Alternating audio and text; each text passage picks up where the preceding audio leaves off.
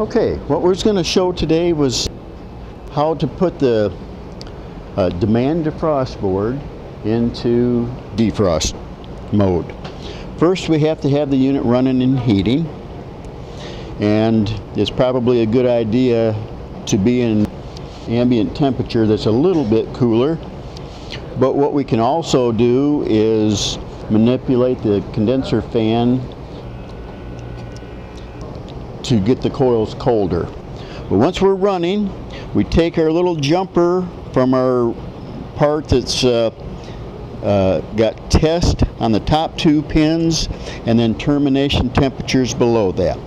So we take this and just momentarily hit that. We have now put it into defrost. So the fan is shutting down. We are now in cooling, so it is in a defrost mode.